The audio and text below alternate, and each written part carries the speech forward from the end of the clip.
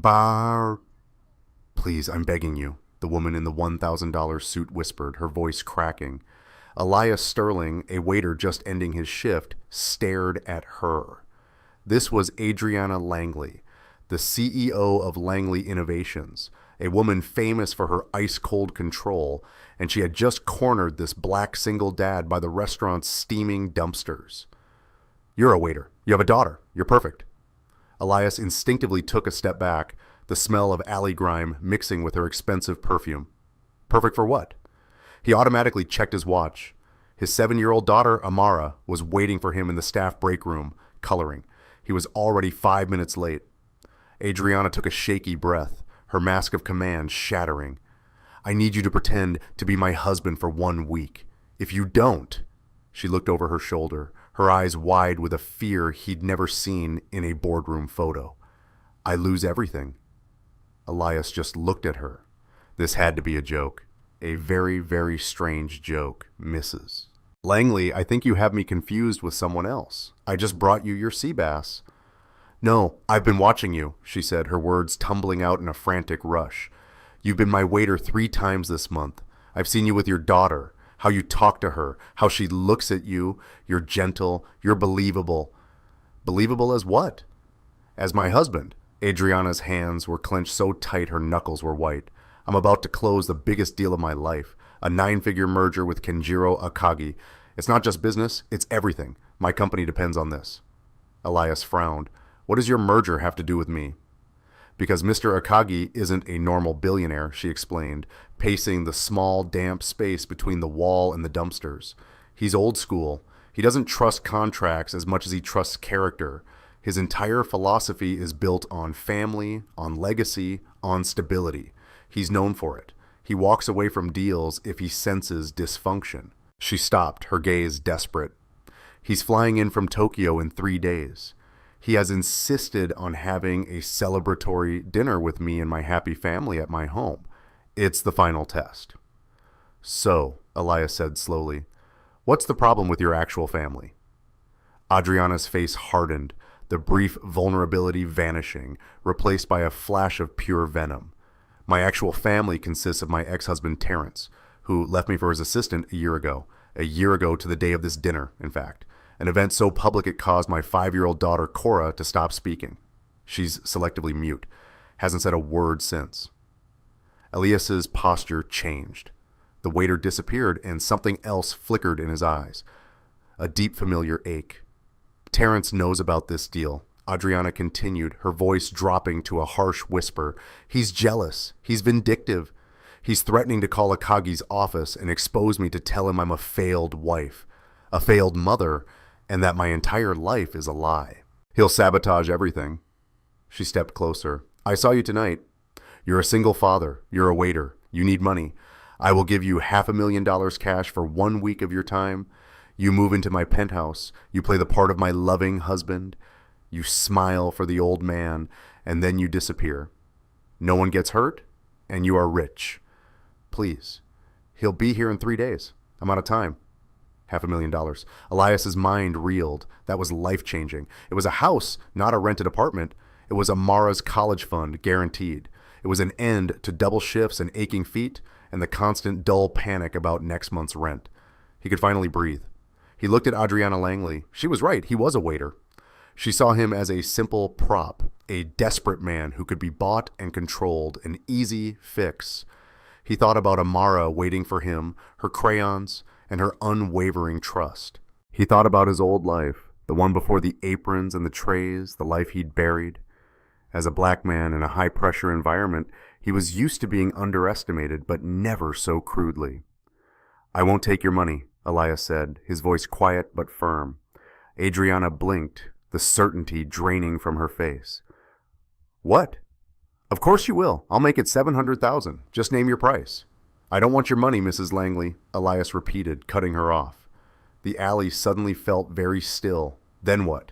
What do you want? Elias took a breath. This was the moment. I'll do it. I'll be your fake husband for 1 week. Relief flooded her features, but he held up a hand. On one condition, my daughter Amara comes with me. We're a package deal. If I'm playing a family man, I'm not abandoning my own daughter for a week to do it. Adriana hesitated. A second child? I don't know.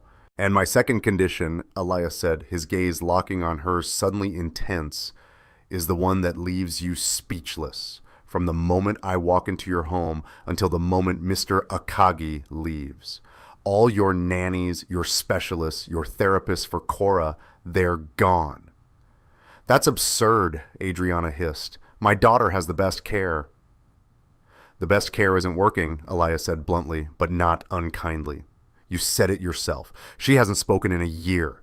For this 1 week, I'm in charge of Cora, my way. No interference. You will let me use my own methods to try and help her. You don't get to watch on cameras. You don't get to demand progress reports. And you don't get to tell me I'm doing it wrong. You have to trust me. Adriana stared at him, truly speechless. This was not the simple, controllable waiter she had tried to buy. This was something else. Who? Who are you? I'm the man you just begged to save your company, Elias said. And that's my price, not your money, my rules. He could see the calculations warring in her head, the panic, the fury at being cornered, and the sliver of desperation. She was trapped. Fine, Adriana bit out, the words sharp as glass. Fine, my driver is out front. Get your daughter? Elias nodded once. He turned and walked back into the restaurant, leaving the CEO standing alone in the alley. He opened the break room door, and Amara's head popped up, her tight curls bouncing, her face breaking into a huge smile. Daddy, you're done. Hey, Mara, he said, forcing a calm smile. Guess what? We're going to go on a little adventure. 10 minutes later, Elias Sterling, a deep brown-skinned man holding a backpack stuffed with Amara's coloring books and a spare set of clothes, buckled his daughter into the back of a black Maybach. The leather smelled like new money. Adriana Langley sat in the front, staring straight ahead, her phone already buzzing. The car pulled silently into traffic. Amara looked out the window, her eyes wide with wonder at the city lights blurring past. Wow, Daddy, is this a spaceship? Something like that, sweetheart, Elias murmured, his dark brown hand tightening on his own. He looked at the rigid line of Adriana's shoulder in the front seat. The car was silent, a tense, airless bubble moving through the night. The adventure had begun, and Elias was already wondering which of them was in more danger. The Maybach didn't so much park as it did arrive. It slipped into a private underground garage, a concrete vault that echoed with silence. A private elevator opened directly into the penthouse. The doors slid open and Amara gasped. Elias understood why. It wasn't a home, it was an exhibit. The floors were white marble that looked like polished ice. The walls were almost entirely glass, revealing a 360 degrees view of the city, glittering below them like a carpet of diamonds. The furniture was all sharp angles, chrome and leather in shades of gray and black. There wasn't a single photograph, not a book out of place, not a smudge on any surface. The only sound was the faint sterile hum of the air filtration system. For Elias, it felt like stepping into an art installation, a stark contrast to the lively chaos of his own small apartment. This way, Adriana said, her voice already back to its clipped boardroom tone. She kicked off her heels by the door with a sharp clack-clack and strode barefoot across the marble. A woman in a severe gray uniform, her hair in a tight bun, emerged from a hallway. Mrs. Langley, you're home early. Her eyes flickered to Elias and Amara, her expression a blank mask that still managed to convey disapproval. Mrs. Greer, these are my guests. Elias and his daughter Amara, Adriana said, the word guest sounding foreign on her tongue. They'll be staying for the week in the main guest suite. Mrs. Greer's eyebrows lifted a fraction of an inch. Very good, ma'am. And Mrs. Greer, Adriana added, you and the rest of the staff can take the week off. Paid, of course. We require privacy. Now the mask slipped. Mrs. Greer looked genuinely shocked. Ma'am, but what about Miss Cora and the dinner preparations for... I will handle it, Adriana snapped. That will be all. Mrs. Greer gave Elias one last suspicious look, then nodded stiffly. As you wish, ma'am. She disappeared down the hallway. Daddy, this place is bigger than my whole school, Amara whispered, clinging to Elias's hand. It's something, Elias agreed. Cora, I'm home. Adriana's voice echoed in the cavernous space. There was no reply. Adriana sighed, a sound of pure exhaustion, and led them down another hall. She pushed open a white door. The room inside was just as sterile as the rest of the house, only this one was pale pink.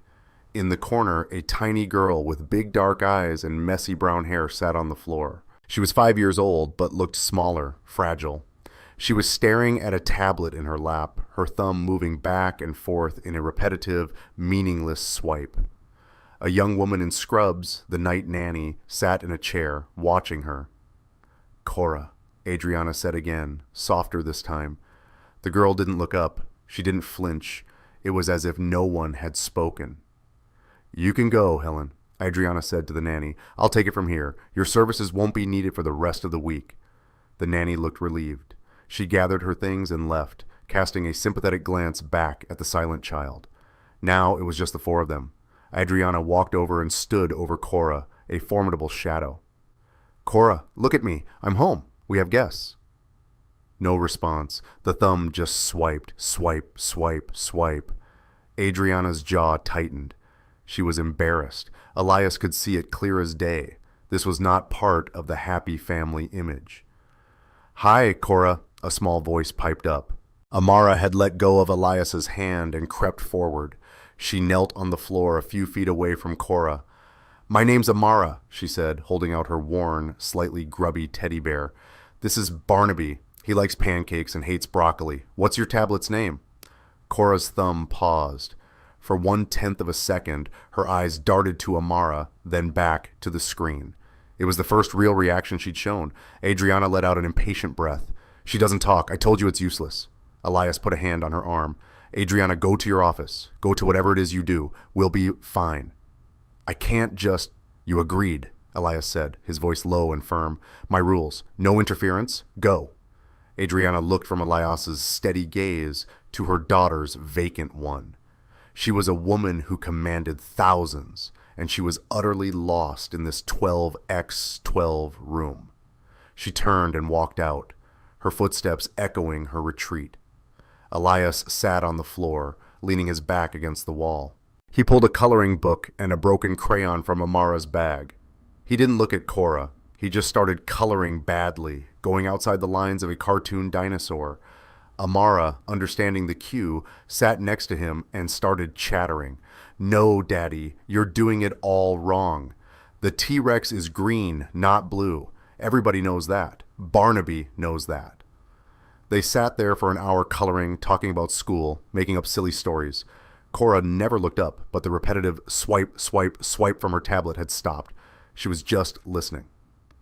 Later, Elias tucked Amara into the massive cloud-like bed in the guest suite.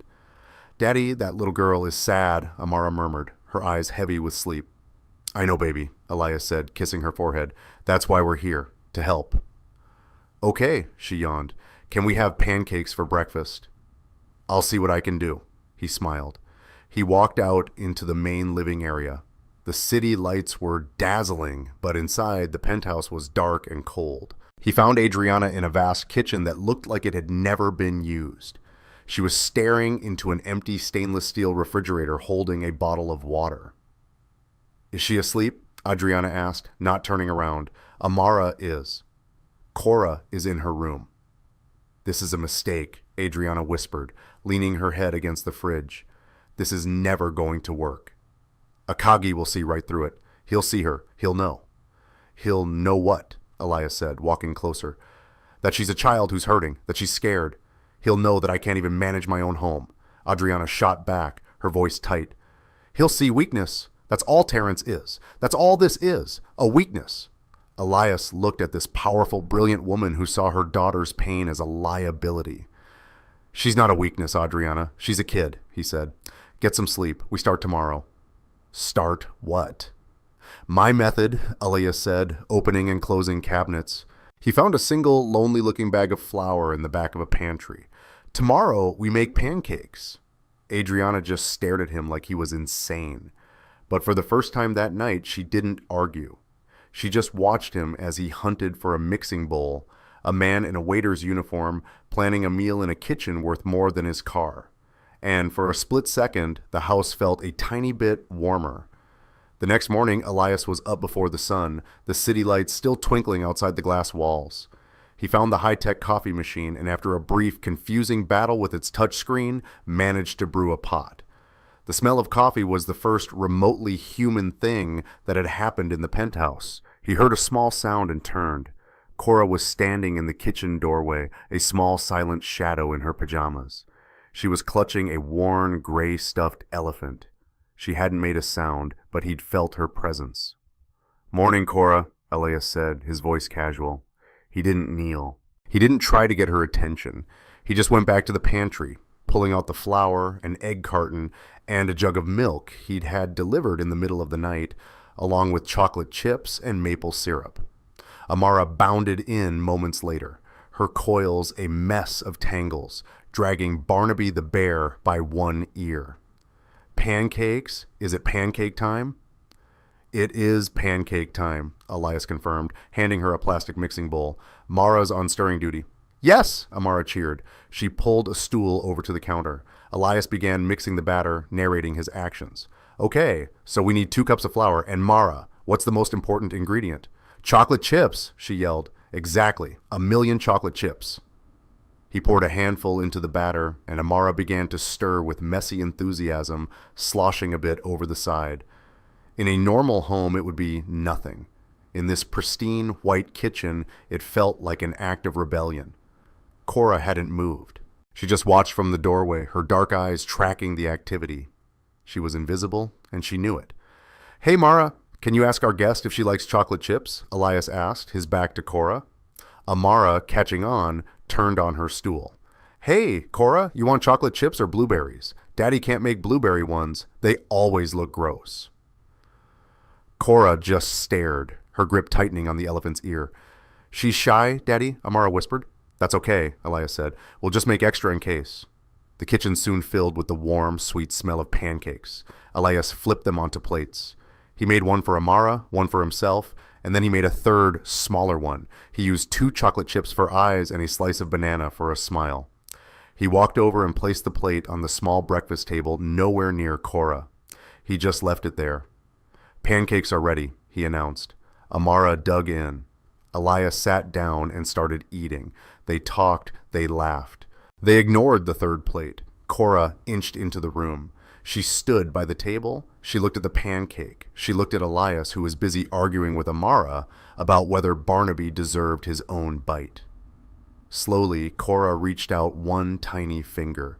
She poked the pancake's banana smile. It was a start.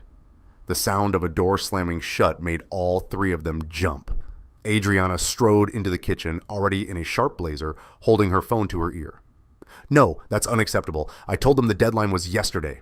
She barked into the phone. She stopped dead, staring at the scene. She saw the spilled batter on her marble island. She saw the sticky syrup container. She saw the plates. And she saw her daughter Cora standing at the table, her finger covered in pancake batter. "What is this?" she demanded, her voice dangerously low. "It's breakfast," Elias said, standing up. "It's a mess," Adriana snapped. "I have a $200 million deal on the line, and you're making pancakes." "So!" Amara shrank back, her smile vanishing. Cora immediately retreated, backing away until she hit the wall, her eyes wide with fear. The elephant fell to the floor. "Adriana," Elias said, his voice calm but hard.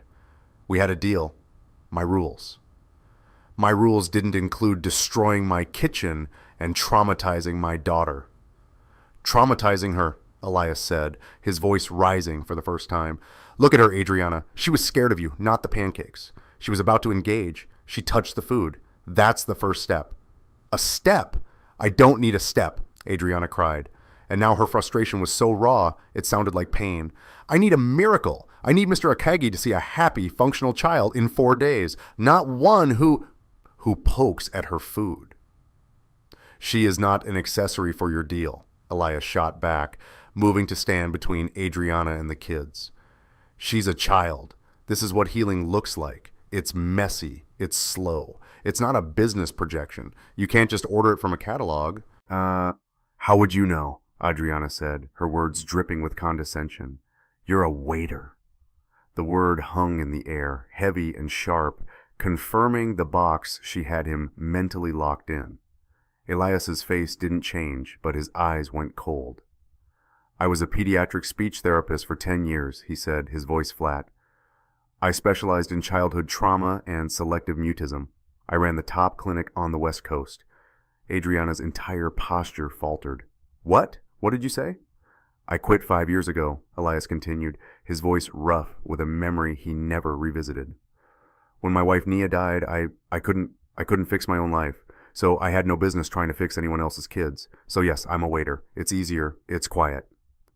Adriana just stared at him, all the fight draining out of her, replaced by a stunned, hollow look. She had tried to buy a pawn and had completely by accident found a king. You never told me. You never asked, Elias said. He turned his back on her, knelt, and picked up Cora's fallen elephant. He didn't try to hand it to her, he just placed it on the chair next to her. Come on, Mara, he said, taking his daughter's hand. Let's go build a fort or something. This kitchen is too clean. He walked out, Amara in tow, leaving Adriana Langley alone in her sterile kitchen with a smell of burnt pancakes and the echo of a truth that changed everything. She looked at the small plate, the banana smile, and for the first time she didn't see a liability. She saw a little girl. For the rest of the day, Adriana was a ghost. She stayed locked in her home office, the glass doors frosted for privacy. Elias could just make out her silhouette, pacing back and forth, a shadow of restless energy. She didn't come out. She didn't send messages. She just left them alone. It was the best thing she could have done. Okay, Amara, what's the first rule of fort building? Elias asked, dragging cushions off the $1,000 Italian sofa. Rule number 1, no grown-ups allowed, Amara giggled. Well, I'm a grown-up, so I guess I'm out, Elias said, pretending to walk away. No, silly, you're not a grown-up. You're a dad. That's different. Rule number 2, it needs a secret password. Got it. What's the password? Amara thought hard. Barnaby's fuzzy ears. Perfect. Uncrackable, Elias declared. He draped a heavy cashmere throw blanket over 2 chairs, creating a small, dark cave in the middle of the bright, open living room. Cora watched from the hallway. She had been standing there for 20 minutes, her gray elephant clutched to her chest. She wasn't hiding, but she wasn't joining either. She was an observer, trapped on the shore. Elias and Amara crawled inside the fort. Whoa, it's dark in here, Elias whispered loudly. We need a light. Amara, do you have a light? I have my light-up sneakers. That'll work. Man, it's cool in here, but I feel like we're missing something. A dragon, Amara supplied. A dragon, Elias agreed. A friendly dragon. But where do we find one? They hunted for a dragon for a few minutes, making loud, silly, whispering sounds. Cora took one step off the marble and onto the edge of the soft rug, then another. Elias, sensing her approach, didn't look. He just spoke to Amara. You know, this fort is big. It's big enough for maybe 3 people and a bear and maybe an elephant. Cora froze. Amara poked her head out from under the blanket. Hi, Cora. Do you want to come in? The password is Barnaby's fuzzy ears. You don't have to say it. You just have to think it. Cora looked at Amara. She looked at the dark, safe-looking cave. She looked back down the hall toward her own empty, silent room. She took a few more steps, her bare feet silent on the rug. She stopped right at the entrance, a tiny sentinel.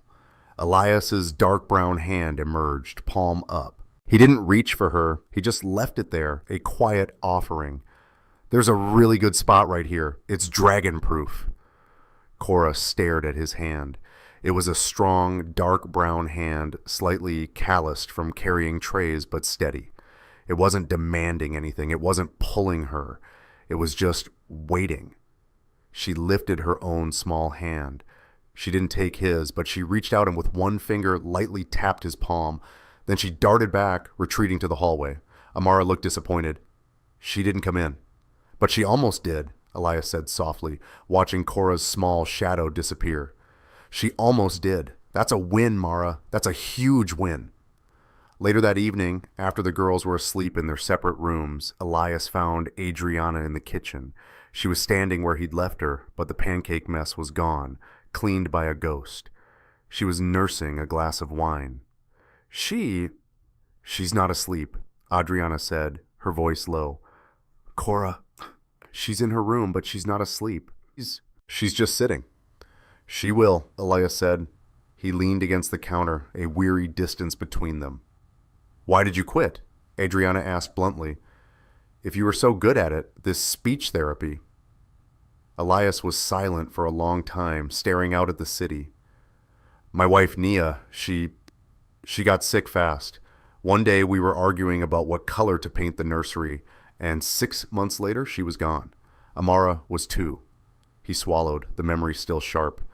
I was a therapist. My job was to give people the tools to communicate, to connect, and I was sitting there holding my wife's hand, and I had nothing, no words, no tools, nothing I knew mattered. The most important connection in my life was dissolving, and I couldn't do a thing to stop it. He looked down at his hands. After she died, I looked at my patients, at these kids, and I felt like a fraud. I felt empty. I couldn't hear them anymore. The silence in my own house was too loud. So I quit. I started waiting tables. It's simple. No one asks you to fix them. They just ask for more water. Adriana was quiet. She swirled the wine in her glass. My ex-husband Terrence, she said, her voice barely a whisper. He told me Cora's silence was my fault, that I was too cold, too focused, that I broke her. Is that what you believe? Elias asked. I don't know what I believe, she admitted. I just know that when I look at her, I see a failed merger. Another thing I couldn't control. Another thing I lost. She's not a merger, Adriana, Elias said softly. And she's not lost. She's just stuck. She's scared that if she opens her mouth, the same thing will happen. That you'll leave her too. I would never leave her. She doesn't know that, Elias said. She just knows the last time she was happy and talking, her world fell apart. So she made a trade. She chose silence in exchange for not losing you too. Adriana finally looked at him, her eyes shining with unshed tears. The Ice Queen was gone. In her place was just a terrified mother. Can you really help her? I'm not here to fix her, Adriana, Elias said. I'm just here to show her it's safe to come out. Before she could reply, a sharp ding came from the private elevator. Adriana's head snapped up, her face instantly draining of color. I'm not expecting anyone. The elevator door slid open. A man stood there handsome, wearing a suit that was just a little too flashy, a charming, venomous smile on his face. Well, well, said Terrence, stepping into the penthouse like he still owned it. I heard you were redecorating. But this, Addie, a waiter, that's a new low, even for you. Elias instinctively moved, placing himself slightly in front of Adriana. He had seen this kind of man before, all charm, all poison. Terrence, Adriana said, her voice regaining its icy edge, you are not welcome here. Get out. Oh, I don't think so, Terrence sneered, sashaying into the living room. He ran a hand over the back of the sofa. This is still half my house, legally speaking. Or did your pack of lawyers forget to tell you that? He looked at Elias, sizing him up with a dismissive smirk. So, who's the help? You. The new butler. He's with me, Adriana said. With you? Don't make me laugh. Terrence's eyes glittered with malice. I know all about Kenjiro Akagi, the family man, the traditionalist, and I know you, Addie. You're desperate. Let me guess. This person is the new happy husband. Terrence threw his head back and laughed, a loud, ugly sound that echoed in the silent apartment. You really think you can pull this off? You think you can buy a rent-a-husband from the local diner and fool a billionaire? He leaned in, his voice dropping to a conspiratorial whisper. He's going to find out. And when he does, your deal, your company, your reputation, all of it, puff. What do you want, Terrence? Adriana asked, her hands clenched. What I've always wanted, what I deserve, he said. A payout, a real one, 10 million. Wire it to my offshore account and I'll forget I ever saw this pathetic little performance. I'll let you play your game. That's extortion, Elias said quietly. Terrence's head snapped toward him. You don't talk. You're the scenery. You're a prop. You have no idea what you're involved in, pal. I think you should leave, Elias said, his voice level, but with an underlying steel that made Terrence pause. Or what? Terrence challenged. You'll throw a bread roll at me. Before Elias could answer, a small sound came from the hallway. Cora. She was standing there, her eyes wide, staring at her father. She was holding the gray elephant, and she was trembling from head to foot. Terrence's cruel smile softened into something almost fatherly, but it was just as fake. Hey, pumpkin, look at you, still playing the silent game. Daddy's here. You going to say hi? He took a step toward her. Cora let out a tiny choked gasp and scrambled backward, hiding behind Elias's legs, her hands grabbing his pants so tightly her knuckles turned white. Terrence froze. His smile vanished. It was one thing to be ignored. It was another to be feared, to be rejected for the waiter. His face flushed a dark, angry red. You little freak, he spat. You see what you did, Adriana. You've turned her against me. You've poisoned her. She's not poisoned, Elias said, his voice dangerously calm. He didn't move, didn't want to scare Cora further. She's terrified of you. Now get out. Or what? Terrence snarled, taking a step toward Elias. Or I'll call the police, Adriana said, her phone in her hand. You're trespassing, Terrence, and you just threatened a guest in my home. Get out now or I'll have you removed. Terrence stared at her, then at Elias, then at the small child clinging to the waiter's legs. He was beaten. For now. He straightened his suit, his mask of charm slipping back into place. This isn't over, Addie, he whispered. You think you're smart? You've just given me all the leverage I need. You, him, and that broken child. Akagi is going to love this story. He turned and stabbed the button for the elevator. Pay me, Adriana, or you'll regret it. The door slid shut, and he was gone. The silence he left behind was heavy, toxic. Adriana let out a breath she seemed to have been holding for 5 minutes. She slumped against the counter, her entire body shaking. Elias waited a beat. Then he gently reached behind him and touched Cora's head. He's gone, Cora. You're safe. She didn't let go, but her trembling eased. Daddy, is everything okay? Amara's sleepy voice came from the other hallway. She was standing there, rubbing her eyes, Barnaby under her arm. I heard yelling. Elias gave her a reassuring smile. Everything's fine, Mara. Just a loud visitor. Go back to bed. Okay, I'll be right there. Okay, she said, disappearing back into the guest room. Adriana was watching Elias, her expression unreadable. She had just been threatened, her entire career put on a knife's edge, and this black man's first instinct was to calm the children. She's never done that, Adriana whispered. What? Hidden behind someone like that, she usually just freezes or runs to her room. She ran to you for protection. She knows who's safe, Elias said simply. He slowly knelt, bringing himself down to Cora's level. She was still half hidden, peeking out at him. That was scary, huh? He said softly. She just stared. It's okay to be scared, but you are very brave. He didn't pat her. He didn't hug her. He just stayed there solid. He's gone. He can't hurt you here. Cora's grip on his pants finally loosened. I need a drink, Adriana said, her voice rough. A real one. No, Elias said, not looking up from Cora. What you need is to go to your daughter's room. And you're not going to talk about Terrence or the deal or Mr. Akagi. You're just going to sit there while she falls asleep. Can you do that? Adriana looked at the child who was now cautiously emerging from behind Elias. She looked small, not like a liability, just small. She nodded wordlessly. Okay, Cora, Elias said, standing up. Mom's going to take you to bed. Cora looked at Adriana. Adriana, hesitant, reached out her hand, mirroring what Elias had done at the fort. Cora looked at the hand for a long moment. Then very slowly, she placed her own small hand into her mother's. Adriana's breath hitched. She held on as if holding a fragile bird and let her daughter lead her down the hall. Elias stood alone in the vast, silent living room. The clock was ticking. Terrence was a real threat. Akagi was coming, and he was standing in the middle of a war, armed with nothing but patience and a bag of chocolate chips. He knew with a sinking feeling that the worst was yet to come. The next 2 days were a blur of strained silence and quiet progress. Adriana was different. The confrontation with Terrence, combined with Elias's revelation and Cora's small act of trust, had visibly shaken her. She was still the CEO, taking frantic, whispered calls in her office, but the icy certainty was gone. She was second-guessing herself, and it made her, for the first time, approachable. She stopped demanding results. Instead, she started watching. She watched as Elias and Amara laid out a huge roll of butcher paper on the living room floor. She watched as they took off their socks and dipped their feet in washable paint, making colorful footprints.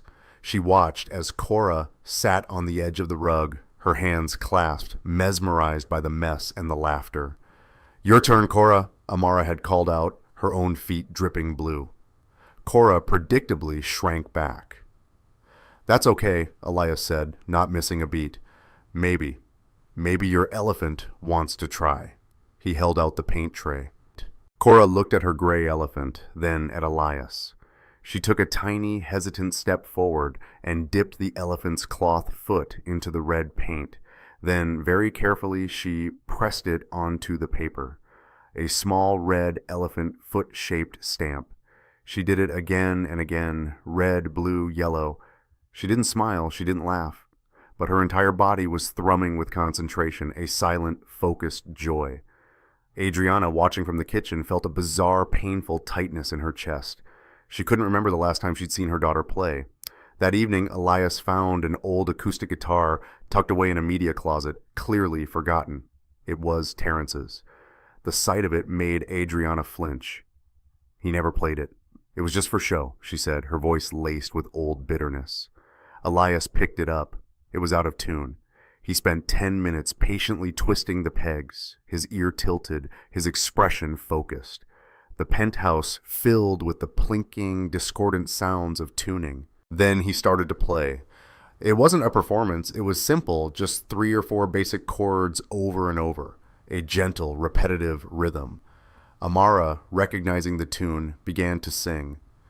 "Twinkle, twinkle, little star," Elias sang with her, his voice soft and a little rough. Cora, who had been reading a picture book, looked up. She put the book down and moved closer, sitting on the floor just a few feet from Elias's knee. She watched his fingers move on the strings.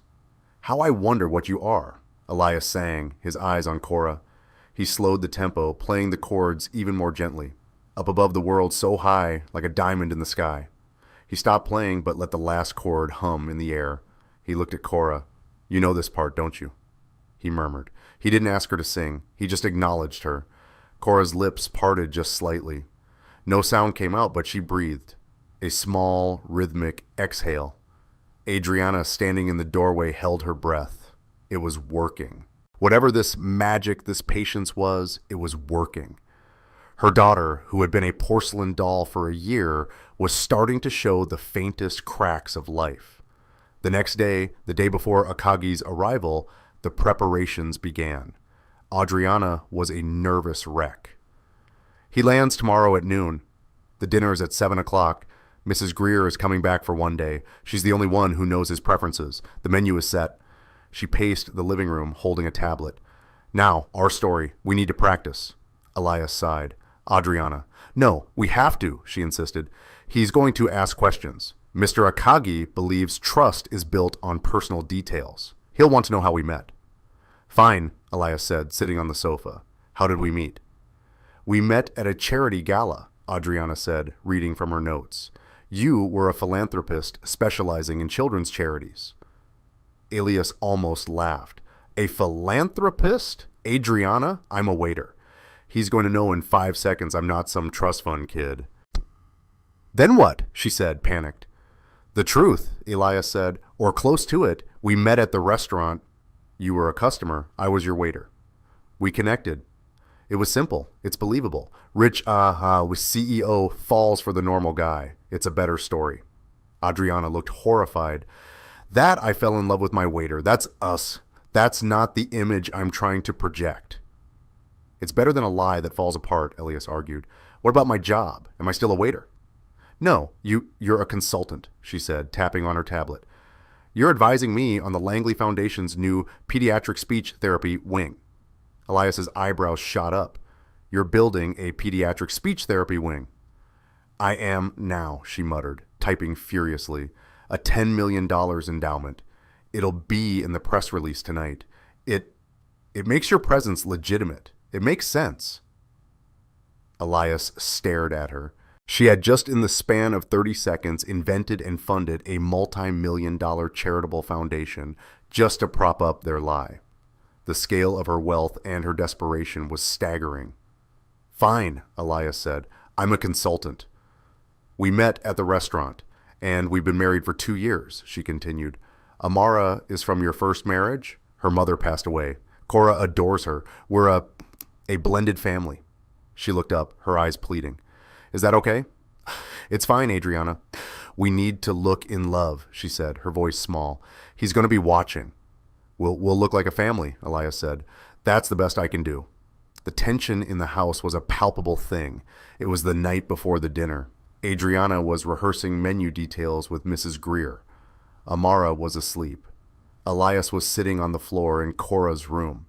He was reading a story, his voice a low, calming rumble. Cora was in her bed, her eyes on his face, the gray elephant tucked under her chin. And so the little rabbit, Elias read, found his way all the way home right at bedtime. He closed the book. Good night, Cora. He stood to leave.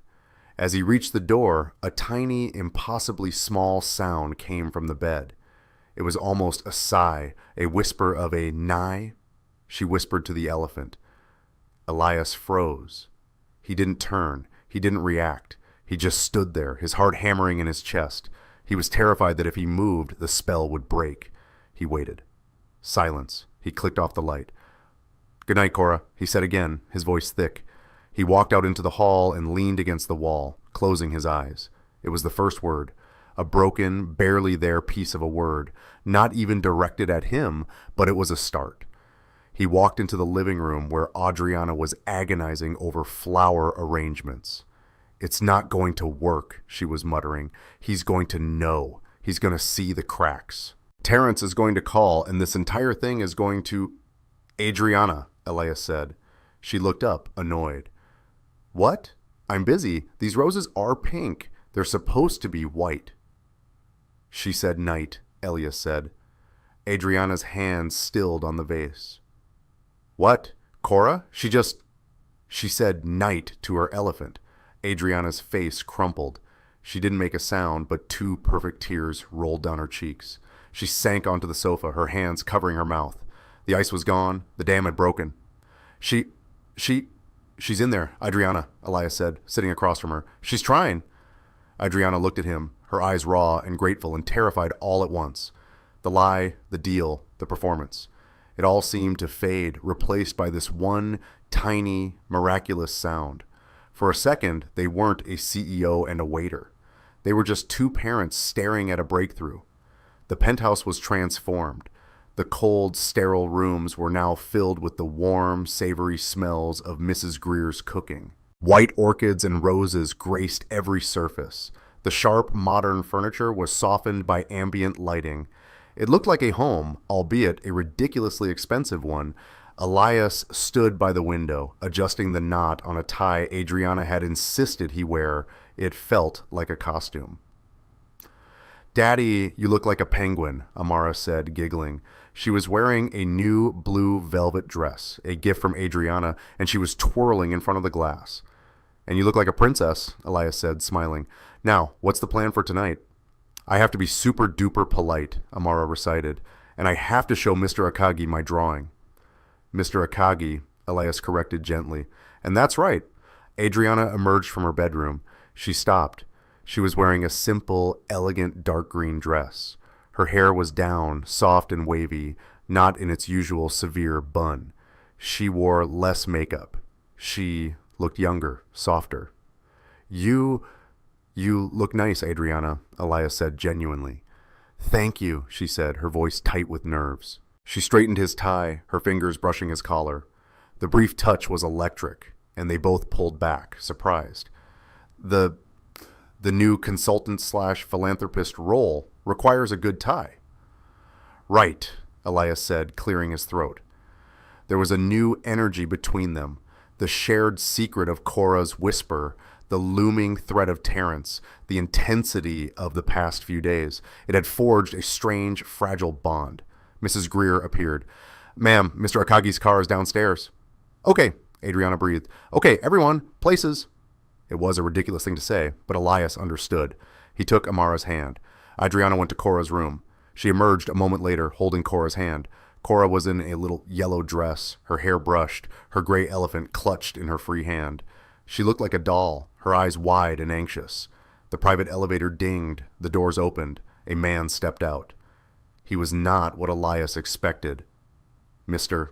Kenjiro Akagi was small, elderly, and impeccably dressed in a dark suit. But his eyes were bright, sharp, and missed nothing.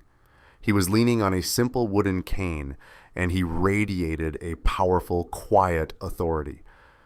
Adriana-san, he said, bowing his head slightly, it is a pleasure to finally be in your home. Mr. Akagi, Adriana said, her voice smooth, though Elias could see her hand trembling. Welcome. This is my family. She gestured to Elias. This is my husband, Elias Sterling. Elias stepped forward and offered his hand. Mr. Akagi, it's an honor to meet you. Akagi took his hand. His grip was surprisingly firm. He studied Elias's face for a long, intense moment. Sterling, son, a pleasure.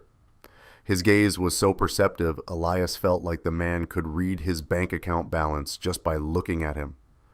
And these, Adriana continued, her voice softening, are our daughters. This is Amara. Hello, Mr. Akagi, Amara said, giving a small, practiced curtsy, which made the old man's lips twitch in a smile. And this is Cora. Akagi turned his full attention to the small, silent child. Cora immediately hid behind Adriana's legs. Ah, Akagi said. His voice was warm. He did not loom. He did not try to talk to her. He simply knelt, a difficult task for a man his age. He placed his cane on the floor. Hello, Cora-chan, he said softly. Not to her, but to the stuffed elephant she was holding. That is a very fine elephant. He looks very wise. Cora peeked out. She stared at him. Akagi reached into his own pocket and pulled out a small wooden charm, a little intricately carved cat. In my country, elephants are very good luck. So are cats. This one is for him to be his friend. He didn't offer it to Cora. He placed it on the floor a few feet away, a silent offering. Cora's eyes were fixed on the charm. Please, Adriana said, gesturing to the dining room. Dinner is ready. The dinner was tense. Adriana and Akagi talked business, projections, markets, logistics. Elias stayed quiet as planned, but Mr. Akagi kept watching him. And the new pediatric wing, Sterling, son, Akagi said, turning to him suddenly. A noble endeavor. You were a therapist yourself, Adriana tells me. I was, Elias said, caught off guard. A long time ago. Why that? Akagi asked, his gaze penetrating. Why children's speech? Elias looked at Adriana. She was pale. This was not in the script. Elias began, I believe that a person's voice is the most important thing they have. It's how we tell the world who we are. And I wanted to help kids who had lost theirs. Akagi nodded slowly, thoughtfully. A worthy goal, and your own daughter, Amara-chan, she is very bright. She's my whole world, Elias said simply, smiling at Amara, who was carefully eating her noodles. And Cora-chan, Akagi said, his voice gentle. She is a quiet child. She is, Adriana said, her hand resting on Cora's chair. She takes her time. She's an observer, like you, Mr. Akagi. It was a brilliant save. Akagi smiled. I am, and I observe a very lovely family, Adriana-san. You have done well. Adriana's shoulders relaxed. It was working. He believed it. The deal was going to happen. I have something, Amara suddenly announced, hopping off her chair. She ran to the living room and came back with her drawing. It's for you. She handed it to Mr. Akagi.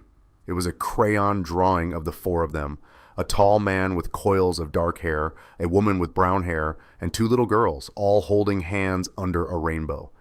Mr. Akagi looked at the drawing, a genuine, warm smile spreading across his face. This is wonderful, Amara-chan. Thank you.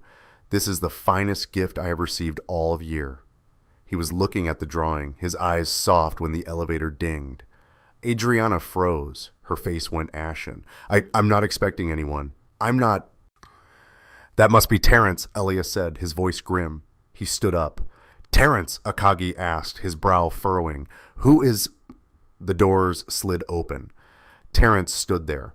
He was not drunk this time. He was cold sober, and he was holding a stack of glossy 8x10 photos. His eyes were bright with triumph. Adriana, Kenjiro-san, I'm so sorry to interrupt your family dinner. Terrence, get out! Adriana whispered, standing so fast her chair almost fell over. Oh, I will. But first, I think Mr. Akagi needs to see the real star of the Langley Foundation. What did you call him? The consultant? He turned to Mr. Akagi, his voice dripping with false sympathy.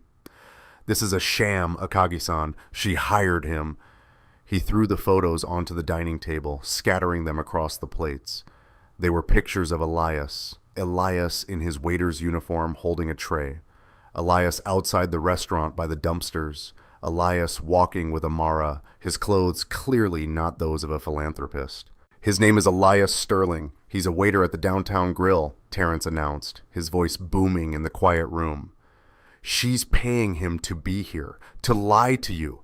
This entire family, this marriage, it's a fraud. Ask her. Adriana's world shattered. Mr. Akagi looked at the photos. He looked at Elias and then he looked at Adriana, his face a mask of profound, icy disappointment. Mrs. Langley, is this true? Adriana couldn't speak. She was trembling, her lies exposed, her career in ruins. Terrence smiled, victorious. He had won. He turned his venom on the smallest target. And you, he snarled, looming over Cora, who was frozen in her chair. You little freak. Still not talking, huh? Cat got your tongue. Or is it just that you finally realized your own mother is a... Cora. The word was not a whisper. It was a command, loud and full of fury. Everyone froze. Cora was standing on her chair. Her small body was shaking, but her eyes were blazing.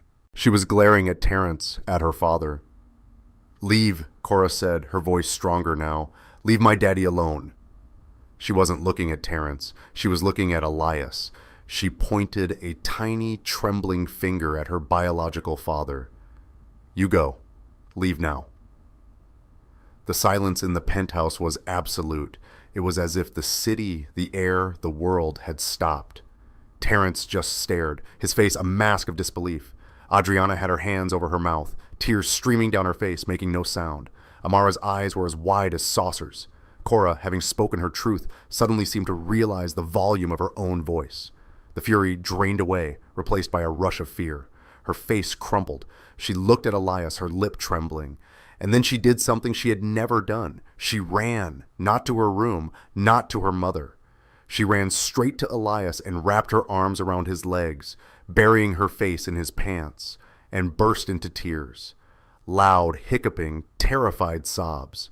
Elias's hands, which had been clenched into fists at his sides, instantly relaxed. He gently placed one hand on the back of her head, shielding her, pulling her close. It's okay, Cora. You're safe. I've got you. You were so brave. Amara ran over and hugged them both.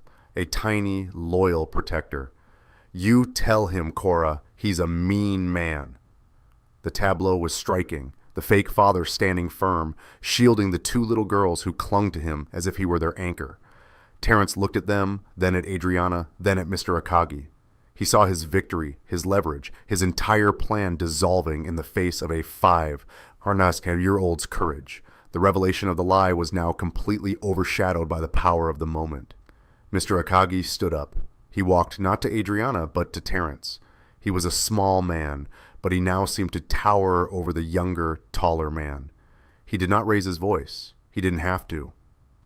You, Mr. Akagi said, his voice layered with a disgust so profound it was almost elegant. You are a man of no honor. You would use your own child's pain to win a game. He pointed his cane toward the elevator.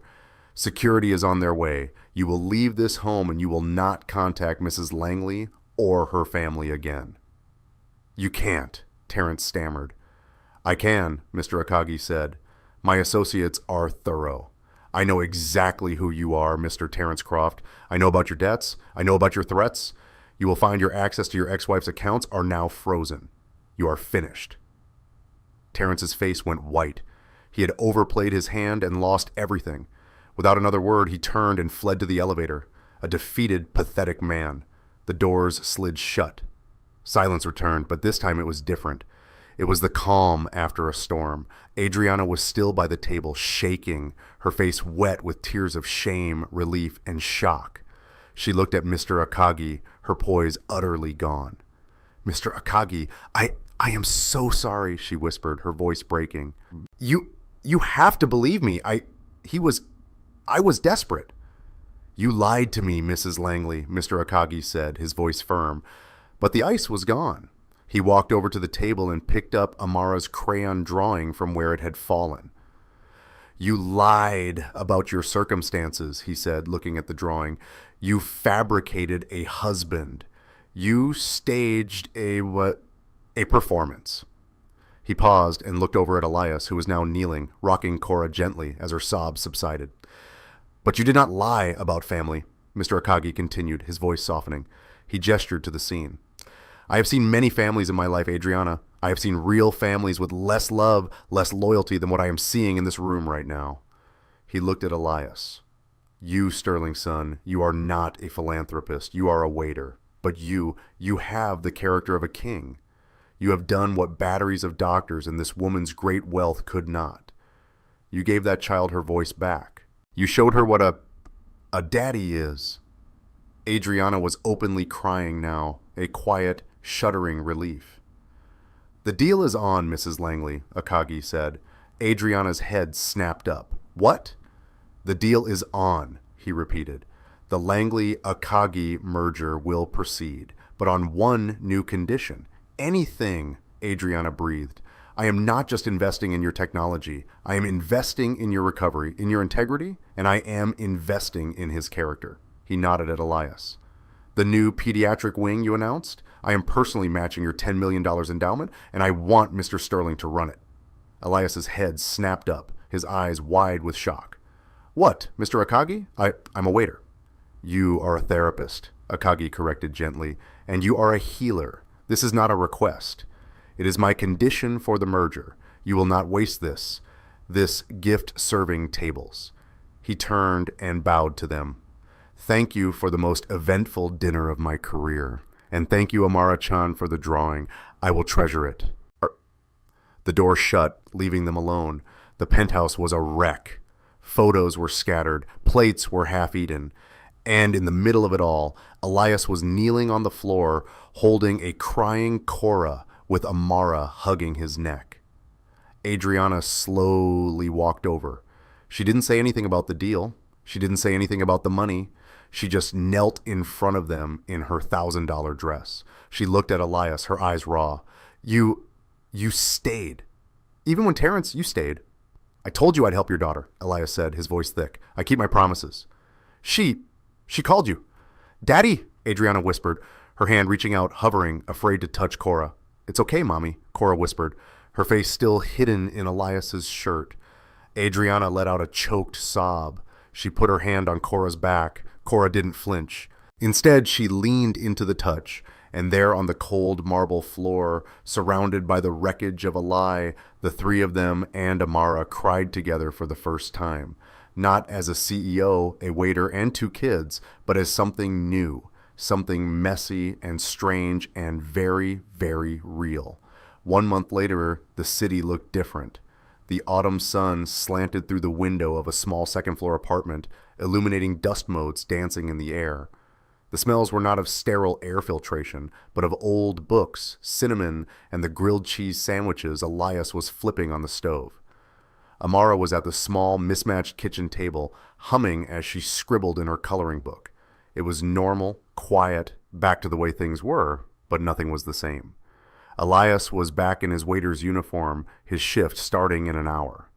After the dinner, the reality of Mr. Akagi's condition had settled in.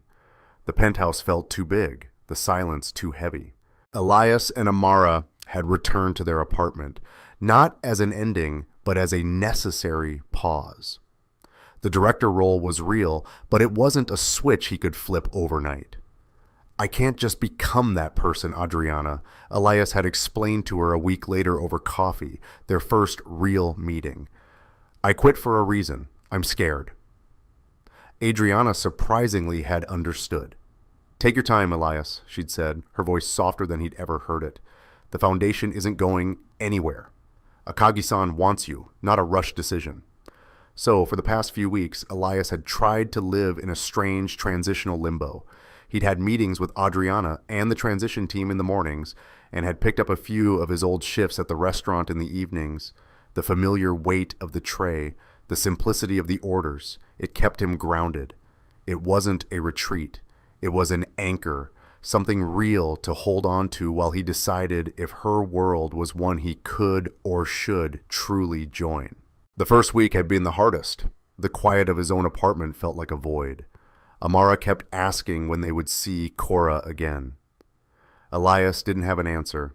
He put the sandwiches on plates and sat down across from Amara. Eat up, Mara. I've got to go. Okay, Daddy. She took a bite, then looked up, her eyes serious.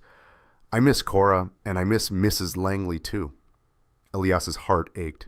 I know, baby. I do, too. A sharp, hesitant knock echoed through the apartment. Elias frowned. He wasn't expecting anyone. He opened the door. Adriana Langley was standing in the hallway of his walk-up apartment building.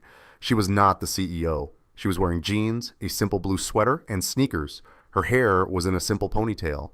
She looked like a person. Beside her, holding her hand, was Cora, clutching her gray elephant. Hi, Adriana said, her voice small. Elias just stared. Adriana, what are you doing here? We were in the neighborhood, she said, which was an obvious lie. She'd clearly driven an hour across town. Cora has something for you. Cora, no longer hiding, stepped forward. She was holding a piece of paper. It was a new drawing. Elias took it. It was a picture of the four of them, Elias, Amara, Adriana, and Cora. They were in a small kitchen. Elias was wearing his waiter's uniform, but he was flipping pancakes. They were all smiling. It's our kitchen, Amara yelled, running to the door. Cora, you came. Hi, Amara, Cora whispered, a shy smile on her face. She ran past Elias and hugged Amara. The two girls immediately ran to Amara's room, their chatter filling the apartment. Elias looked at Adriana, who was watching the girls, her expression soft and unguarded. I did something, Adriana said, turning back to him. Oh, I turned him down. Turned Mr. Akagi down? Elias said, shocked. No, not the deal, she smiled. I turned down the director of the foundation job on your behalf. You what? And then I quit, she said. Elias's jaw dropped. You quit Langley Innovations, but it's your name. It's just a name, she said, shrugging. I took a step back. A leave of absence, maybe permanent. I told the board I was going to oversee the new Langley Akagi Foundation full-time as an unpaid volunteer. Adriana, why?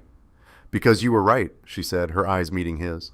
I was a terrible boss, but I was an even worse mother. I've been spending the last month just being with her. We painted, we went to the park. She told me a knock-knock joke yesterday. It made no sense, but she laughed. She took a deep breath. The foundation is real. Mr. Akagi's money is real, and it needs a director, a real one, someone who knows what they're doing, someone who believes a voice is the most important thing a person has. Elias was speechless. I'm not asking you to come into my world, Elias, she said, her voice quiet. I'm asking if maybe we could build a new one together. The foundation, me and you and the girls. She looked so hopeful, so terrified, so completely different from the woman in the alley. I'm not a CEO, Adriana, she whispered. I'm just Adriana, and we miss you. I miss you. Elias looked at her. He looked at the drawing in his hand. He heard the sound of Amara and Cora giggling in the other room. His small, quiet apartment had never felt so full. He looked at his watch. His shift started in 45 minutes. He unclipped his name tag from his uniform. He set it on the table. You're right about one thing, Elias said. a slow smile spreading across his face. What's that? I'm starving, and I'm really tired of this uniform.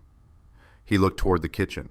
I was just about to make some pancakes, but I'm all out of chocolate chips. I brought some, Adriana said, pulling a bag from her purse. Elias laughed.